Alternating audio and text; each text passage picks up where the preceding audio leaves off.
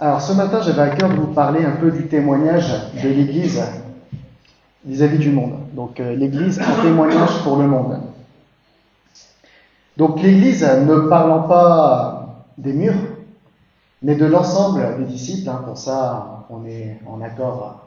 Enfin, on est tous d'accord que lorsqu'on parle de l'Église, ce n'est pas les murs. Malgré les anciens raisonnements qu'on avait à l'époque, il y a quelques années, il y a quelques centaines d'années, on disait voilà, on va bâtir de grandes églises, on faisait travailler des esclaves pour bâtir de grandes bâtisses. Mais en réalité, lorsqu'on regarde dans la parole de Dieu, l'Église, c'est bien les membres, c'est bien ceux qui ont donné leur vie à Jésus. Donc l'Église ne parlant pas des murs, mais de l'ensemble des disciples faisant partie du corps du Christ, sont témoins de la parole de Dieu. Donc bien sûr, la parole de Dieu, la Bible, mais aussi de sa présence. Vous allez me dire, si on est témoin de la parole de Dieu, forcément, on est témoin de sa présence. C'est lié, l'un et l'autre est lié. Mais on est témoin vis-à-vis de qui? Vis-à-vis de quoi? On est témoin entre nous, c'est tout, on est témoin, voilà, vis-à-vis du monde.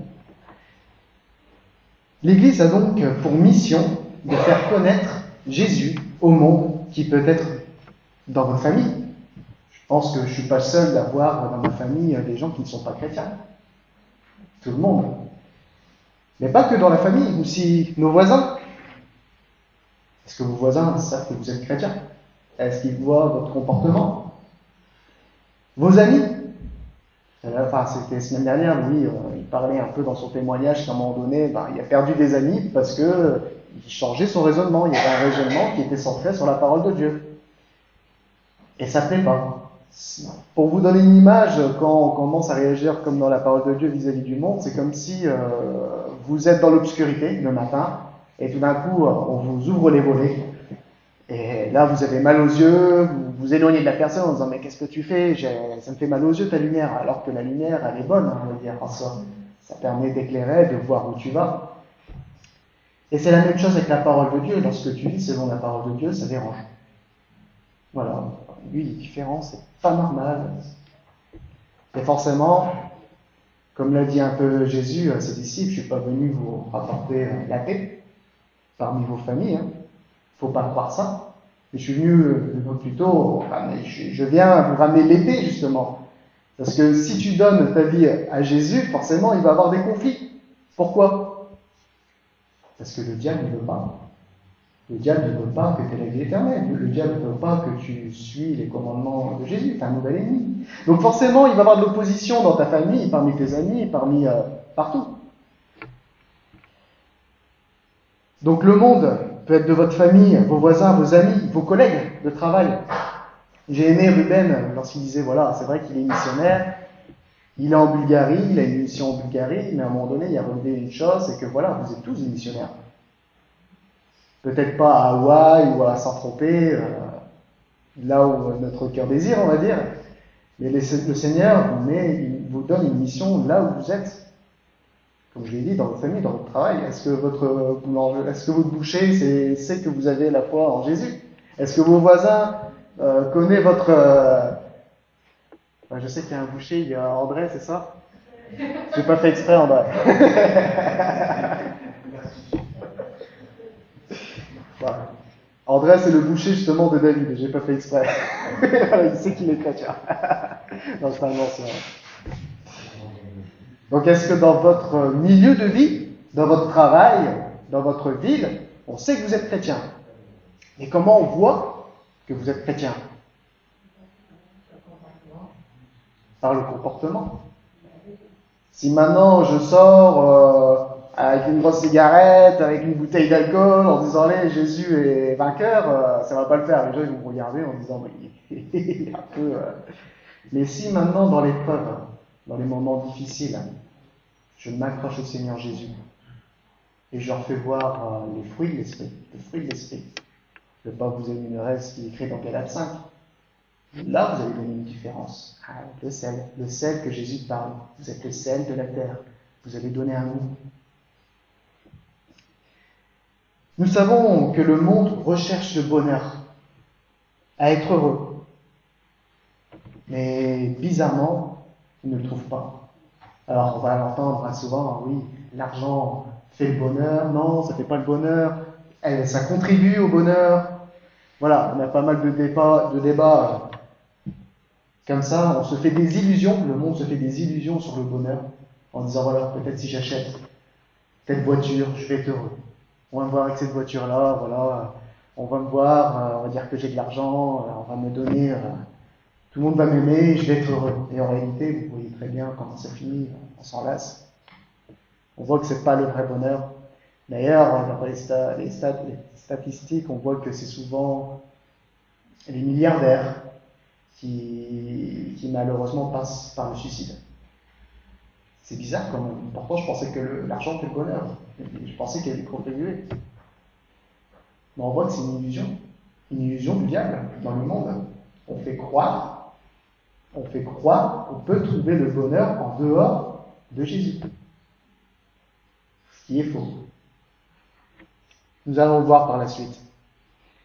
Dieu va donc attirer le monde vers Jésus grâce au témoignage, donc on revient au témoignage de l'Église qui doit représenter Jésus lui-même.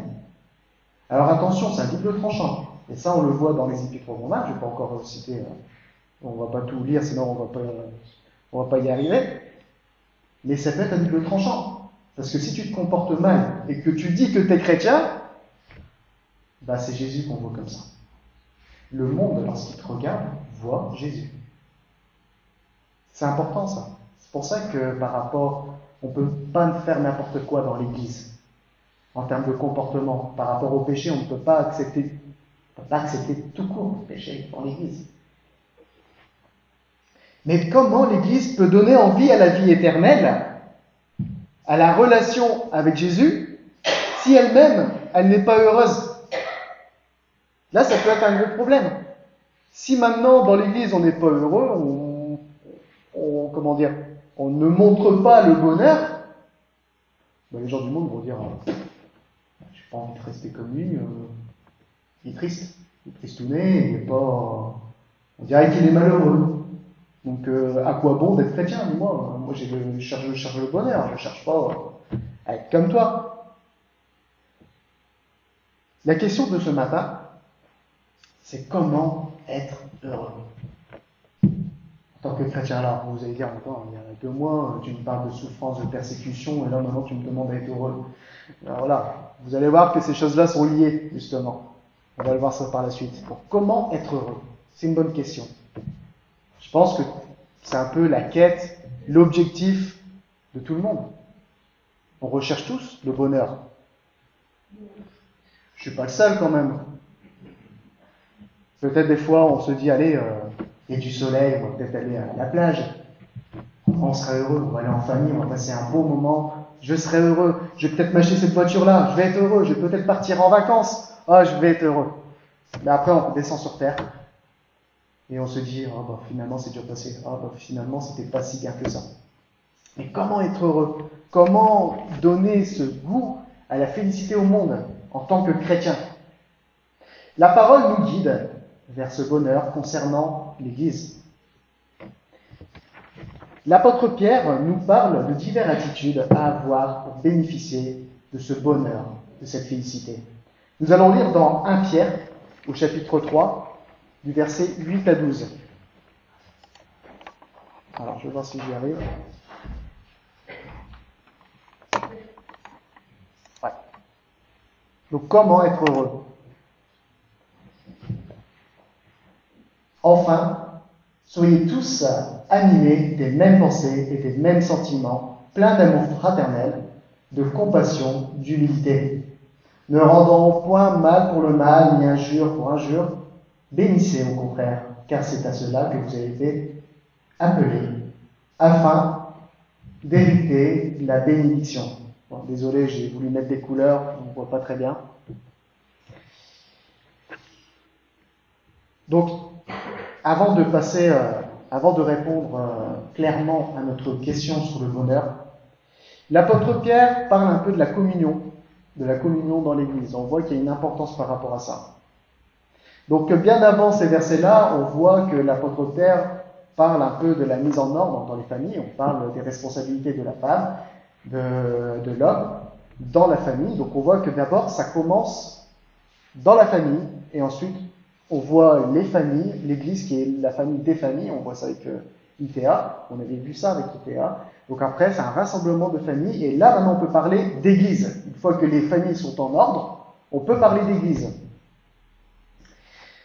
L'apôtre Pierre commence par avoir les mêmes pensées et des mêmes sentiments. Premier comportement à avoir dans l'Église. Qu'est-ce que ça veut dire avoir les mêmes pensées et les mêmes sentiments? Déjà, c'est être en accord. La communion fraternelle, elle ne peut pas exister si on n'est pas d'accord entre nous, si on n'a pas une même pensée, si on pense différemment. On ne peut pas avoir une même pensée et des mêmes sentiments, déjà, si on n'a pas d'écoute entre nous. Vous avez compris? Si à un moment donné, il n'y a pas une communication entre nous par rapport à ce qu'on pense,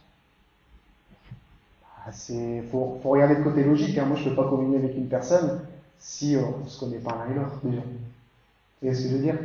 Si cette personne-là, ça se trouve, elle tolère, je sais pas moi, le concubinage,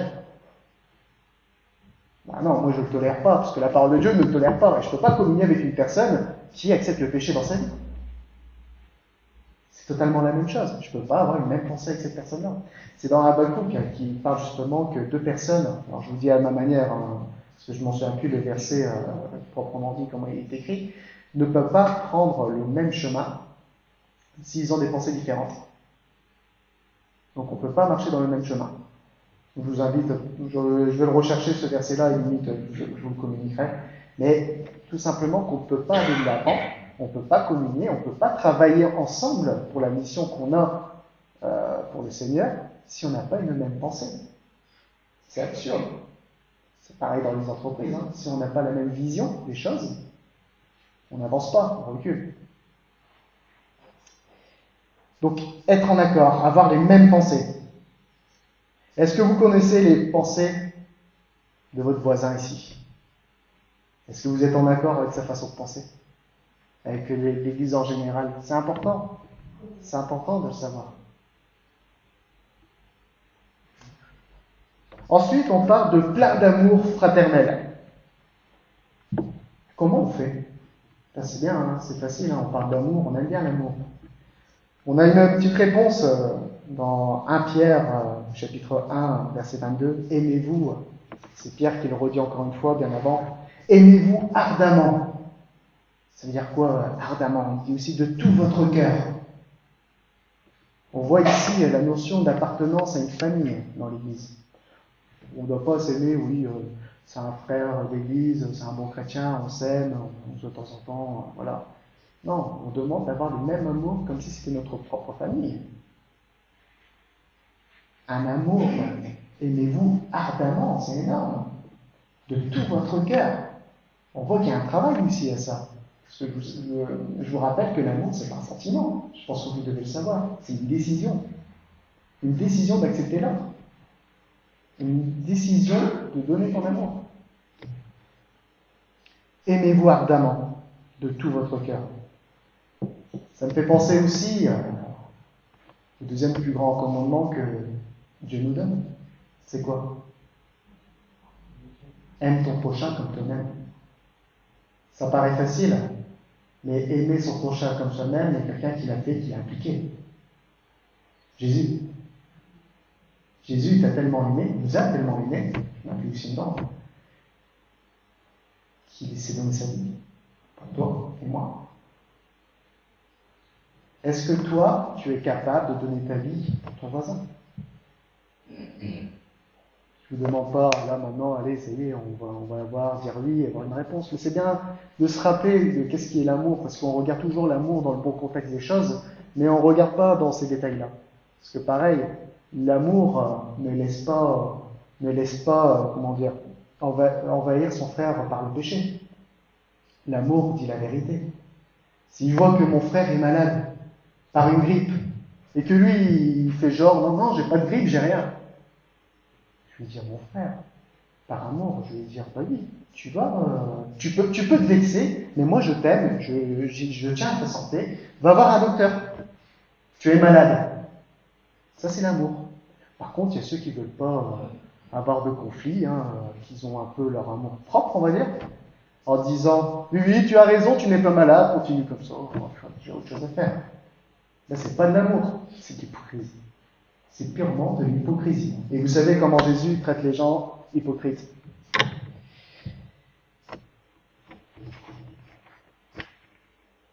Ensuite, on parle d'avoir de la compassion. De la compassion, ça veut dire quoi? Alors, allez, de temps en temps, moi je donne de l'argent aux pauvres, ça m'arrive, voilà, j'ai de la compassion. Moi j'ai de la compassion. Est-ce que ça veut vraiment dire ça? J'ai une petite histoire comme ça.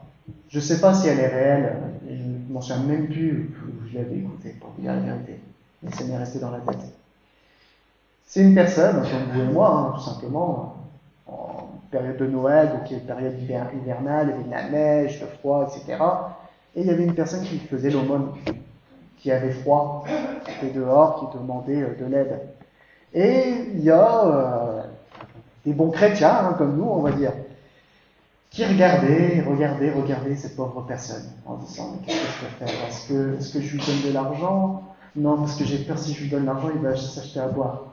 Est-ce que je vais lui acheter quelque chose? Enfin voilà, pendant qu'il méditait, qu'il se posait des questions sur ce qu'il avait fait, il y a une petite fille, donc toute innocente, elle allait vers cette personne qui était limite malade, qui avait froid, qui demandait de l'argent pour être aidée. Elle prend son écharpe et elle lui met autour de son cou. Vous voyez, c'est quoi la compassion? C'est pas forcément trouver une solution, mais c'est souffrir avec la personne. C'est essayer de la comprendre, se mettre dans sa peau, oublier tous les préjugés, oublier tout ça, et se mettre au même niveau de la personne.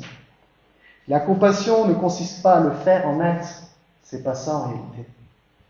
Vous savez très bien comment Dieu voit les œuvres, mais c'est de l'être. La compassion, c'est de l'être. Ça arrête de poser des questions. Tu es comme ça, tu es quelqu'un de compassionneux. C'est comme une identité, en quelque sorte. Avoir compassion pour une personne, c'est souffrir, pleurer avec elle. Nous avons souvent tendance à vouloir trouver des solutions lors d'un grave problème, alors que la personne qui en souffre demande que vous vous mettez simplement à sa place, de la comprendre, de se mettre dans sa peau. Ça fait penser un peu à Job, vous savez, lorsqu'il y a eu ses épreuves, jusqu'à perdre sa famille, ses biens, sa famille, sa santé, ses amis, ses proches, ses amis, ils ont dit quoi? Ils n'ont pas eu de compassion vis-à-vis de Job. Eux, ils trouvaient tout de suite la solution. Mais oui, c'est parce que tu as désobéi au Seigneur, bah regarde, je t'avais dit de ne pas faire ça. Ils ne se mettaient pas un peu à la place de Job, que voilà, ils en avaient encore pas mal, quoi. Il a subi pas mal, il n'y avait pas besoin de ça. Il y avait besoin tout simplement des personnes, un peu de soutien. Maintenant, attention, j'ouvre une parenthèse. Ça n'exclut pas, par exemple, par rapport. Là, on parle bien de l'épreuve, mais si quelqu'un pêche, ça n'excuse pas de dire voilà le problème, enfin de dénoncer le problème du péché. Ça n'a rien à voir. Là, je parle d'autre chose. Parce que lorsqu'il y a un problème lié à un péché, justement, le but, c'est de balayer ce péché-là. Vous avez compris? Parce que plus le péché reste, plus il va envahir la personne. Et ça va empirer les choses. Donc là, je ferme la parenthèse, ça n'a rien à voir par rapport à ça. On parle vraiment d'un autre côté, c'est la compassion. Et ça me fait penser encore une fois, la compassion de Dieu, la compassion de Jésus. Parce que lui, il nous regardait et il savait très bien notre sort. On méritait quoi? La mort éternelle, l'enfer. On n'aime pas trop parler de l'enfer. Et ça existe bien. Normalement, on devait aller en enfer. Mais Jésus, lui, il s'est mis à notre place. Il n'a pas dit, allez, je vais payer, je vais m'incarner directement et je vais payer le prix, c'est fait et vous pouvez être sauvés. Non. Il est venu sur terre, il a fait une période sur terre, il a souffert comme un homme. Il a dû travailler, il a passé une enfance, il a passé son adolescence, il a dû travailler, se débrouiller, il a souffert comme nous. Pour nous faire voir qu'il peut nous comprendre. Il a eu vraiment ce trait de caractère de compassion par rapport à nous. Il a vraiment eu de la compassion. Ensuite, l'humilité. L'humilité s'oppose à l'orgueil. Vous êtes d'accord avec moi, forcément. L'égocentrisme, le narcissisme et le dégoût de soi. Vous allez dire, non, le dégoût de soi, ça n'a rien à voir, si. Lorsqu'une personne est à cheval sur son poids, sur son physique, il ne se voit pas, c'est de l'orgueil. C'est purement de l'orgueil. Qu'est-ce que tu veux prouver? L'humilité n'est pas une qualité innée chez l'homme. Il ne faut pas croire que lorsque tu deviens chrétien, tout de suite tu es humble, tu as de l'humilité, voilà, le Seigneur te donne, tiens, je vais te donner de l'humilité. Elle s'acquiert avec le temps, avec la croissance spirituelle, le vécu, et elle va de pair avec la maturité spirituelle. Elle s'apparente à une prise de conscience de sa condition et de sa place au milieu des autres. Vous savez, ça m'est arrivé plusieurs fois, regarder sur YouTube, je ne sais pas si... en fait, c'est une vidéo, et on voit à quelle échelle on est vis-à-vis de l'univers. Je ne sais pas si vous avez déjà vu. Donc on voit la personne, on voit le monde déjà, c'est énorme.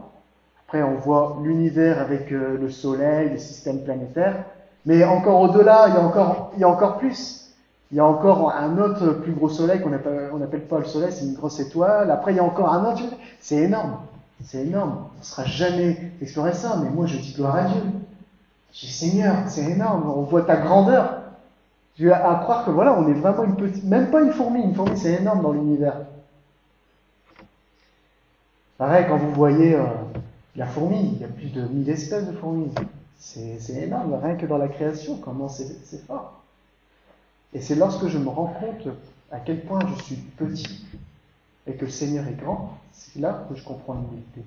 C'est Seigneur, en réalité, toi, tu es venu sur terre pour moi alors que je ne suis même pas la taille d'un grain de sable.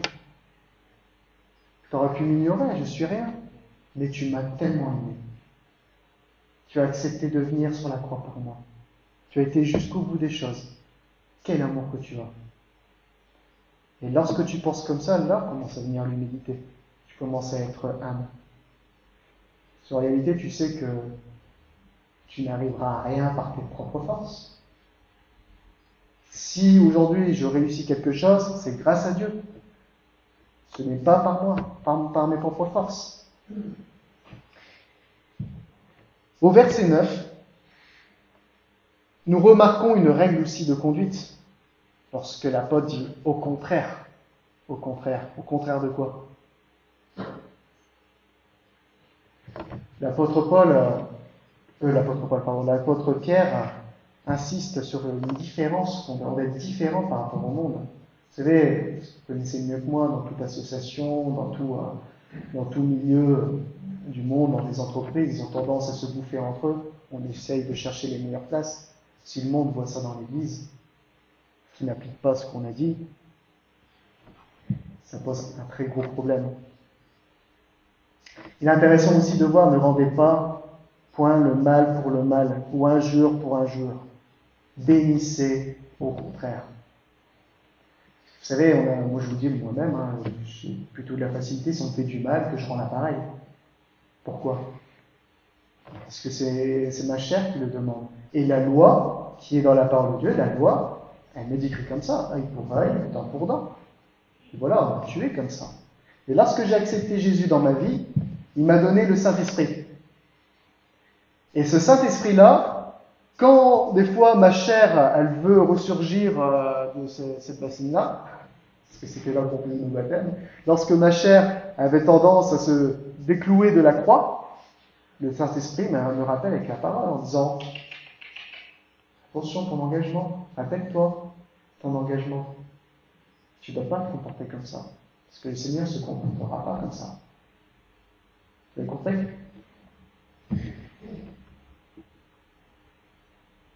Donc ne rendez pas le mal pour le mal. Si le monde nous voit nous bouffer les uns les autres, à nous rendre le mal pour le mal, rendre le mal pour le mal, c'est grave. Là, c'est un échec. Ce serait un grand échec. Après, vous voyez très bien que aussi en termes de comportement, on n'éteint pas le feu par le feu. Vous êtes d'accord avec moi? On a souvent tendance à du mal à être ce seau d'eau qui éteint le feu. Pourtant, ça paraît pas, on croirait que le feu est beaucoup plus puissant. Mais le seau d'eau est un feu. Pour moi, c'est le seau d'eau le plus puissant. Mais on va dire que c'est le moins impressionnant. Et c'est pareil dans une relation. À un moment donné, il faut chercher la paix. Il faut être ce seau d'eau-là. Il faut accepter aussi de souffrir dans une relation. Même des fois injustement. Des fois ça arrive. Des fois on dit, mais Seigneur, pourquoi je dois rien dire? Je devrais dire mon mot là, je devrais taper. C'est un peu mon comportement en disant, ah il m'a fait ça, bah attends, donc, tu vas voir, je le retournant. Et des fois je le dis, après je réfléchis en disant, bah, même des fois ça m'est arrivé qu'une personne dit, attention, toi tu es chrétien, hein, bah, c'est vrai, je devrais faire attention des fois comment je parle. C'est un point de faiblesse, et merci Seigneur qu'il y a des gens qui me le disent. Parce que je travaille sur ça, on peut tous travailler sur ça. Donc c'est important quand même, ce comportement-là. Et on voit l'apôtre qui dit, au contraire, donc bénissez au contraire, car c'est à cela que vous avez été appelés. En réalité, il dit, oh, rappelle-toi Daniel, ta mission.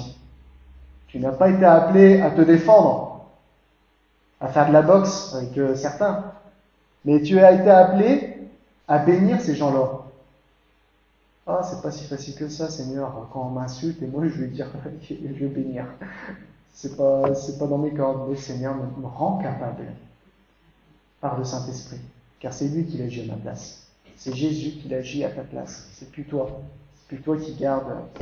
C'est plus toi qui tiens les rênes. Voilà, je cherchais le mot.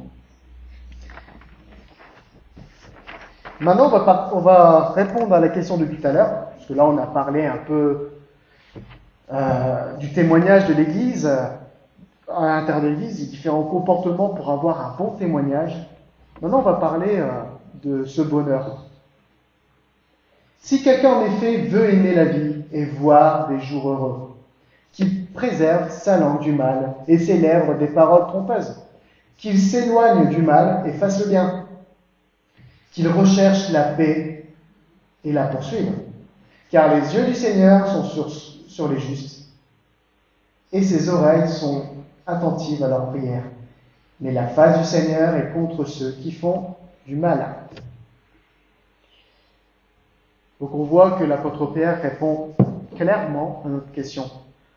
Peut-être on pensait que ça allait être beaucoup plus compliqué pour trouver le bonheur. Mais en réalité, ça paraît simple à voir parce que c'est bien clair, mais il faut l'appliquer.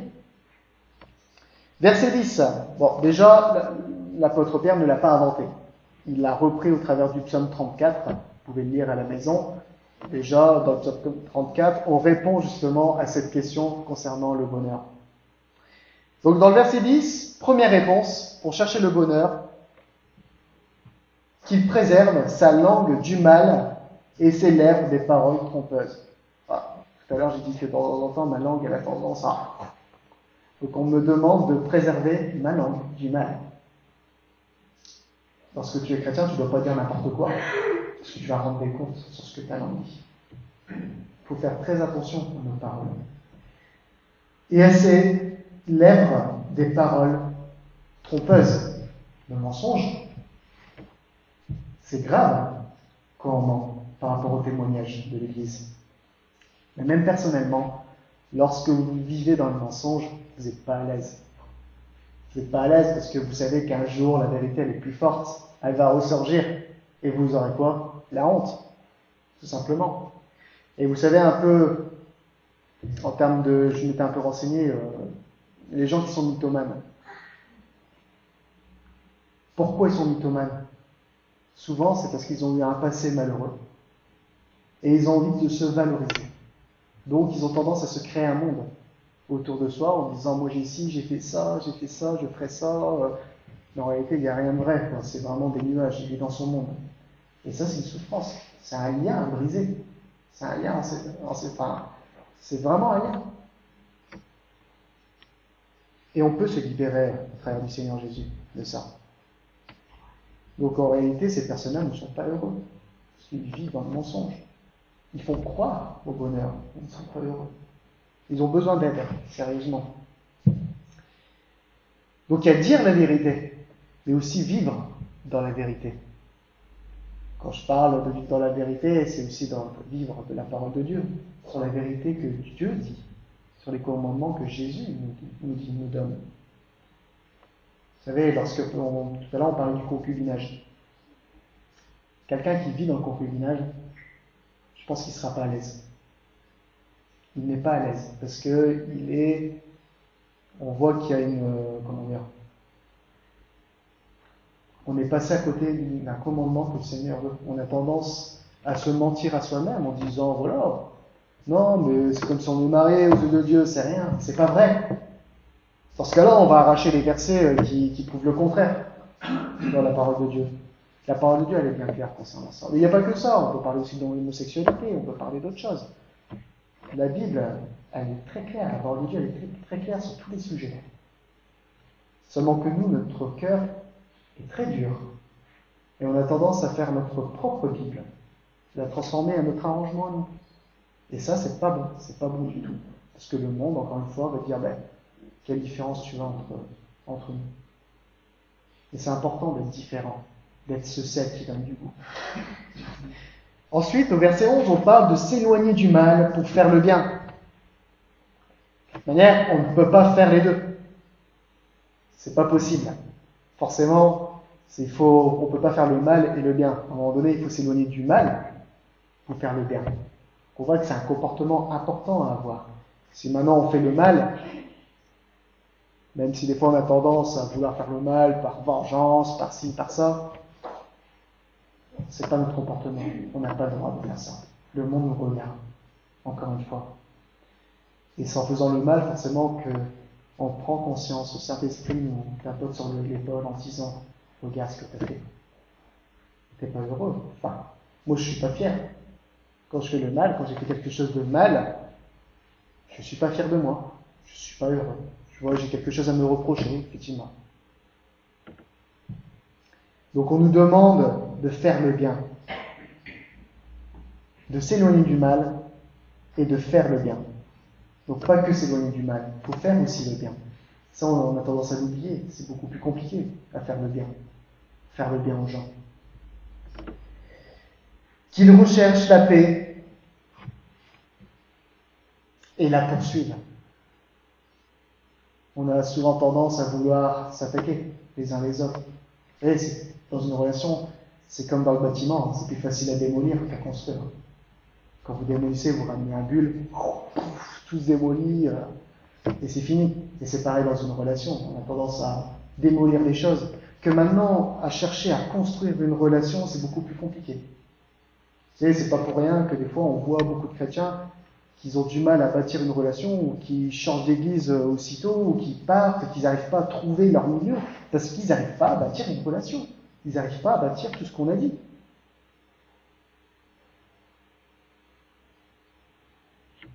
Donc chercher la paix et la poursuivre, c'est-à-dire continuer dans cet élan-là, persévérer dans la paix.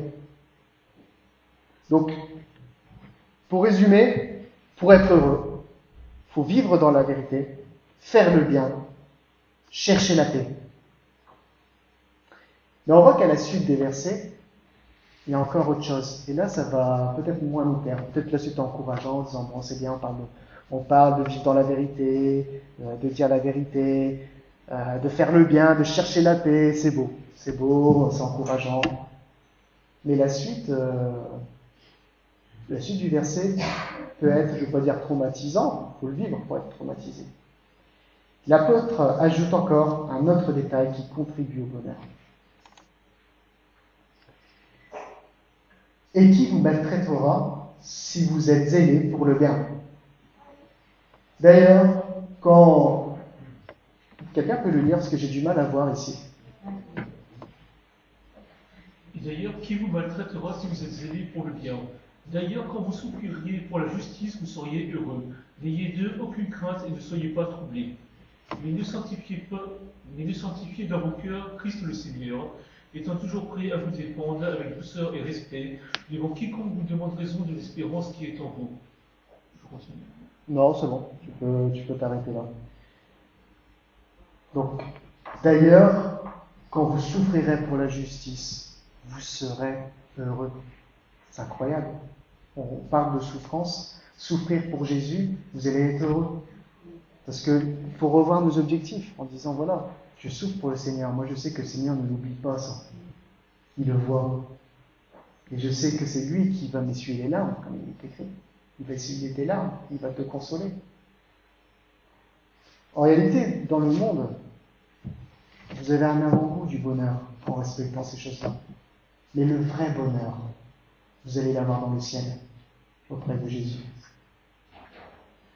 C'est là où vous allez vraiment trouver le vrai bonheur. C'est dans le ciel.